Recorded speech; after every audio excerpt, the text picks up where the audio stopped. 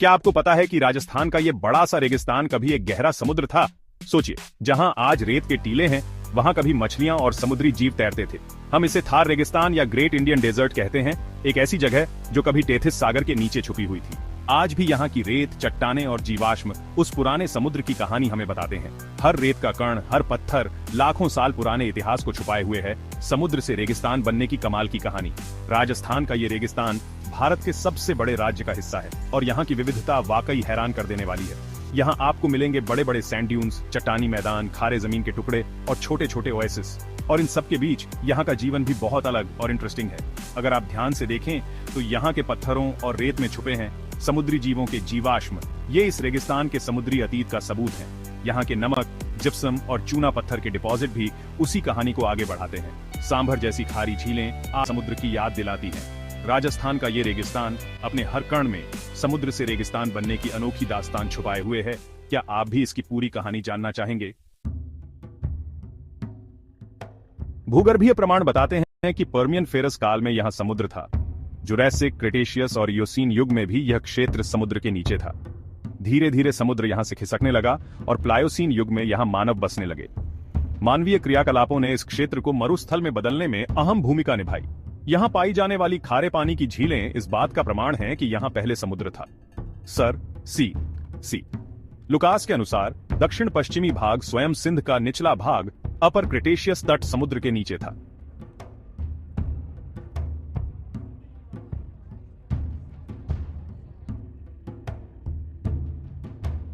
पश्चिमी मरुस्थल मेसोजोइक युग यानी मध्यजीवी काल में समुद्र का भाग रहा। थार के मरुस्थल का 85% भाग भारत में और 15% भाग पाकिस्तान में है। यहाँ की खारी झीलें आज भी इस बात का प्रमाण हैं कि यह क्षेत्र कभी टेथिस सागर का भाग था।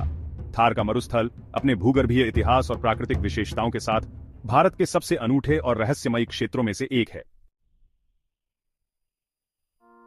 थार मरुस्थल राजस्थान के 12 जिलों में फैला है, जो राज्य के 61% क्षेत्रफल में है। यहाँ की मिट्टी एरिडिसोल है, जो रेतीली और बंजर होती है।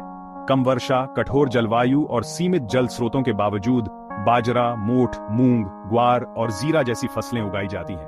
पारंपरिक जल संचयन जैसे नाड़ा, तालाब, कुई और खड़ीन जीवन रेखा है। यहाँ बालुका स्तूप, विविध वनस्पति और खनिज संपदा मिलती है। थार का जीवन संघर्ष, अनुकूलन और प्रकृति के साथ संतुलन का प्रतीक है।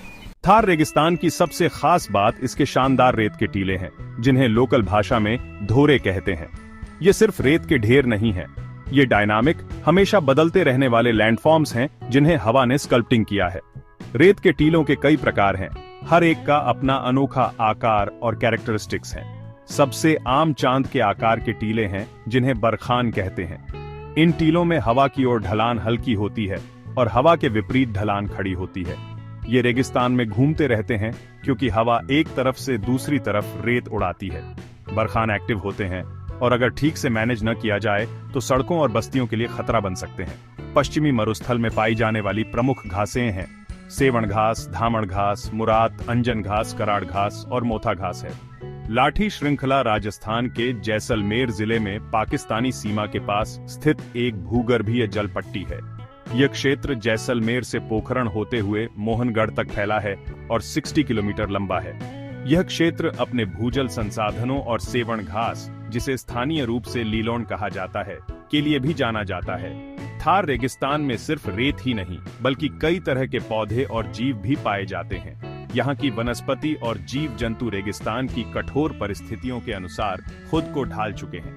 ऊपर से देखने पर रेत के टीले हर दिन बदलते हुए पैटर्न बनाते हैं, जो रेगिस्तान की सुंदरता को और बढ़ा देते हैं। तेज हवाओं के कारण इन टीलों पर सुंदर लहरदार पैटर्न बन जाते हैं, जो दूर से देखने पर किसी विशाल चित्रकारी जैसे लगते हैं। हवा के लगातार प्रभाव से यहाँ की चट्टानों पर भी अनोखे आकार उभर आते हैं, जो रेगिस्तान की भूगर्भीय विविधता को दर्शाते हैं। थार के कुछ हिस्सों में पहाड़ी इलाके भी हैं, जो रेगिस्तान के समतल विस्तार में विविधता लाते हैं। रेत के कणों की बनावट और उनके पैटर्न भी यहाँ के वातावरण की कहानी कहते हैं। दूर दूर तक फैले रेगिस्तान में कहीं कहीं ऊबड़ खाबड़ पहाड़ियां भी दिखती हैं, जो इस क्षेत्र की विविधता को दर्शाती हैं। इन चट्टानों का क्षरण हजारों सालों से चल रहा है, जिससे अनोखे प्राकृतिक शिल्प बन गए हैं। थार के कुछ हिस्सों में नमक के मैदान भी हैं, जहां परंपरागत तरीके से नमक निकाला जाता है। राजस्थान के रेगिस्तान में चूना पत्थर और अन्य खनिजों की भी खुदाई होती है, जो यहाँ की अर्थव्यवस्था में योगदान देते हैं। रेगिस्तान की मिट्टी में कई रंग बिरंगे खनिज पाए जाते हैं, जो इसे और भी खास बनाते हैं। यहाँ के लोग कठिन परिस्थितियों में भी मेहनत कर नमक और अन्य संसाधनों का दोहन करते हैं। राजस्थान के रेगिस्तान में कभी कभी तेल की खोज भी की गई है, जिसके अवशेष आज भी देखे जा सकते हैं। थार के रेगिस्तान में कई अनोखी चट्टानें और संरचनाएं देखने को मिलती हैं, जो भूगर्भीय इतिहास की गवाही देती हैं। यहाँ पानी और तेल की पाइपलाइनें बिछाई जाती हैं, ताकि संसाधनों को दूर दूर तक पहुंचाया जा सके। आजकल राजस्थान के रेगिस्तान में पवन ऊर्जा का भी दोहन किया जा रहा है, जिससे यहाँ की ऊर्जा जरूरतें पूरी होती हैं। साथ ही सौर ऊर्जा संयंत्र भी यहाँ लगाए जा रहे हैं, जो इस क्षेत्र को ऊर्जा के क्षेत्र में अग्रणी बना रहे हैं। राजस्थान का रेगिस्तान अब सिर्फ रेत और सूखे का प्रतीक नहीं, बल्कि ऊर्जा और संसाधनों का केंद्र भी बनता जा रहा है। राजस्थान का थार रेगिस्तान सिर्फ एक बंजर जमीन से कहीं ज्यादा है। यह एक गहरे और नाटकीय इतिहास वाली भूमि है, हमारे ग्रह के भूवैज्ञानिक विकास का एक जीता जागता हिस्ट्री। तेथिस सागर की गहराइयों से लेकर सूरज से झुलसे टीलों तक का सफर इमेंस नेचुरल फोर्सेस का खेल है। इस अतीत के सबूत इसके हर कण में एच्ड हैं, चट्टानों में दबे समुद्री जीवाश्मों में, लैंडस्केप में बिखरी खारी झीलों में और रेत के नीचे छिपे समृद्ध खनिज डिपॉजिट्स में।